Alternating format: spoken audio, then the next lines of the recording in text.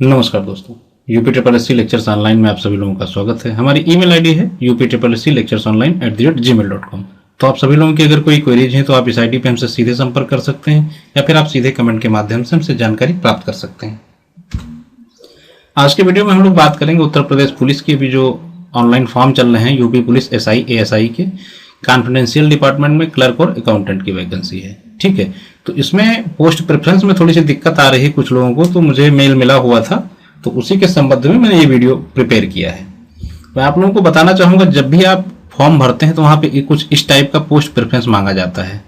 5 post preference आपको देने हैं। इसमें आपको SI confidential vigilance, ASI ministerial और इसके अलावा ASI अकाउंट, यानी कि केवल जो कॉमर्स ग्रेजुएट हैं उनके लिए, और इसके अलावा ASIM विजिलेंस।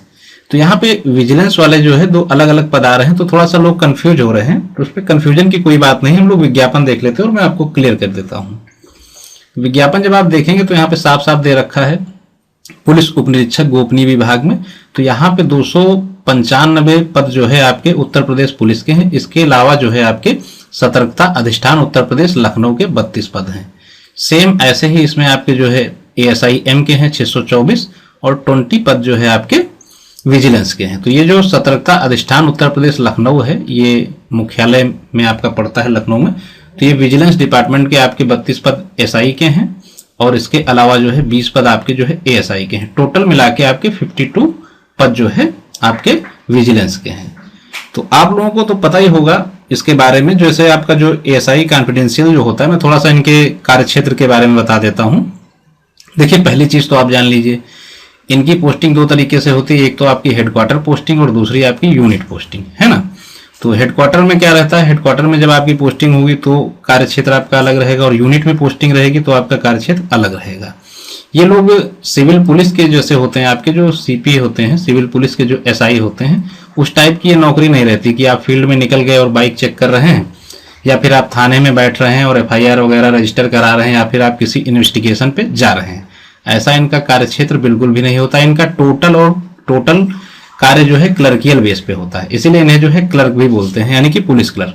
जैसे हम लोग बात करेंगे उत्तर प्रदेश पुलिस के SI की, जो उप निरीक्षक गोपनीय विभाग में है, इनको हम लोग जो है CA बाबू के नाम से भी जानते हैं। ठीक है, इन्हें हम लोग CA बाबू के नाम से जानते हैं ऑफिशियल लैंग्वेज में। या फिर आप कह सकते हैं ये जैसे DIG और IG लेवल के जो अधिकारी होते हैं, इनसे एवं अधिकारी जो होते हैं, उनके पर्सनल असिस्टेंट भी आप इनको बोल सकते हैं। कहने का मतलब जितने भी उच्च अधिकारी होंगे उनके विभागीय एवं गोपनीय कार्य जो है करना इनका काम रहता है। वो कहीं नहीं आए जाएंगे, ये लोग उनके साथ ही आपको मिलेंगे। ठीक है, एक तरीके से जैसे मान लीजिए मुख्यालय में वगैरह में होते हैं, रीडर बोलते हैं, तो यही होते हैं। इनका काम क्या रहता है, ये लोग डाक रिसीव करते हैं और उसको पढ़ के उसको जो है कंसाइज करके अधिकारी के सामने पेश करते हैं, और फिर अधिकारी के निर्देशानुसार उसका जवाब बनाकर उसे आगे अग्रेसित करते हैं। ठीक है, कैरेक्टर रोल को लिखना अधिकारी के संबंध में, जो अधिकारी बताएगा उस टाइप से लिखेंगे, और इसके अलावा अधिकारियों से मुलाकात करना या फिर वेतन कटौती इत्यादि होगा, उसका लेखा जोखा रखना इनका काम रहता है। अगर इनकी हेडक्वार्टर पोस्टिंग होती है तो 10 to 5 PM इनकी जॉब रहेगी। हेडक्वार्टर पोस्टिंग हो या कहीं भी हो, यूनिट में हो, तो भी 10 to 5 इनकी जॉब रहेगी। पे स्केल यहाँ पे आपको दे ही रखा है 4200 रुपए। ठीक है, और इसके अलावा सैटरडे संडे इनको छुट्टी मिलती है हेडक्वार्टर पोस्टिंग में। नेक्स्ट जो आपका है वो आपका है पुलिस सहायक उप निरीक्षक लिपिक। बहुत ही अच्छी पद ये भी है।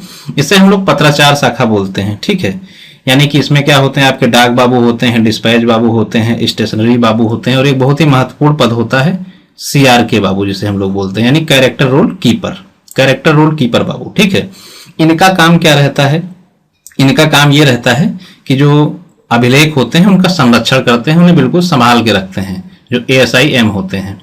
ठीक है, और इसके अलावा जैसे मान लीजिए कोई डाक कहीं से आई है, उसको इन लोगों को रिसीव करना और आगे अधिकारी तक अग्रेसित करने के लिए जो है फॉरवर्ड कर देना, ये काम रहता है। और डिस्पैच बाबू का काम क्या रहता है, वो जैसे मान लीजिए कोई डाक आई, वो कहाँ डिस्पैच हो रही, कहाँ जा रही है, किस यूनिट में जानी है, कहाँ पे पहुंचना है उसको, उसका जो है लेखा जोखा रखता है।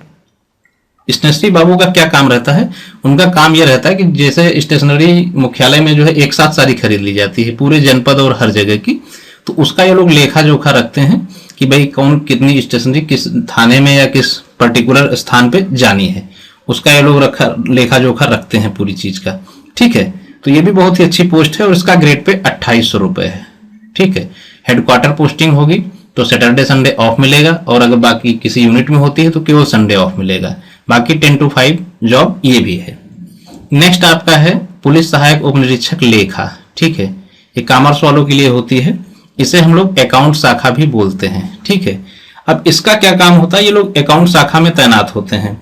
पूरी शाखा में जितना भी वित्त का काम होगा, ठीक है, जितना भी वित्तीय काम होगा उसको ये लोग देखते हैं। ठीक है, और कहने का मतलब जितनी खरीद होना है किसी भी चीज की हो, चाहे पेन हो, पेपर हो, स्टेशनरी हो, कुछ भी हो, यूनिफॉर्म का हो, कुछ भी हो, तो जितनी भी खरीद होनी उसका ये लोग लेखा जोखा रखते हैं।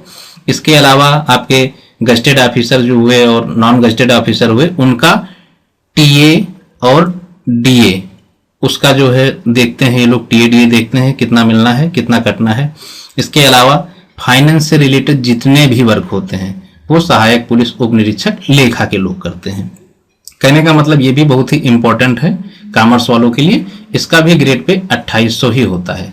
और मैं आपको बता दूं, ये लोग बिल्कुल जैसे सिविल पुलिस के एसआई यूनिफॉर्म पहनते हैं वैसे ये वाला उप निरीक्षक होता है, 2 स्टार लगाता है, वैसे ही सेम यूनिफॉर्म इनकी रहती है। और इनमें जो है सिंगल स्टार रहता है, इनमें भी सिंगल स्टार रहता है। बाकी एसआई वाला बिल्कुल ड्रेस वही सेम है। ठीक है, तो इतनी चीजें आप लोगों को क्लियर हो गई। अब बात कर लेते हैं विजिलेंस की। तो विजिलेंस में भी सेम ही वर्क होता है, थोड़ा सा चेंज रहता है। कहने का मतलब जैसे मान लीजिए अकाउंट शाखा है तो उसमें भी यही सारा काम रहेगा। एसआई के लिए रहा तो जो अधिकारी मान लीजिए कोई डिप्टेशन पे गया हुआ है, बड़ा अधिकारी आपके जो है विजिलेंस ऑफिस में, तो वो उसके अंडर में काम करेगा। या मान लीजिए कोई अधिकारी पोस्टेड है, जैसे डीआईजी है विजिलेंस का, तो उसके अंडर में आपका एसआई बैठेगा, उसके साथ में रहेगा और उसके सारे जितने गोपनीय और विभागीय कार्य होंगे वो निस्तारित करेगा। सेम यही रहता है पुलिस एएसआई का।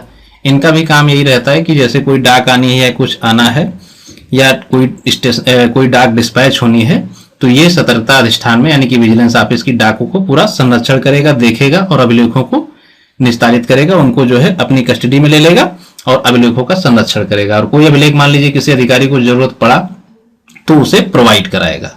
तो यही सेम रहता है। बाकी इसमें एक फायदा यह रहता है कि हेडक्वार्टर पोस्टिंग रहती है तो उसमें आपको सैटरडे संडे ऑफ मिलेगा, और जनरली ये लखनऊ में है तो उस हिसाब से आपको जो है भत्ते मिलेंगे इसके। ठीक है, तो ये चीजें आप लोगों को क्लियर हो गई होंगी। अब ये जो प्रेफरेंस है ये आप लोग अपने हिसाब से रखिएगा।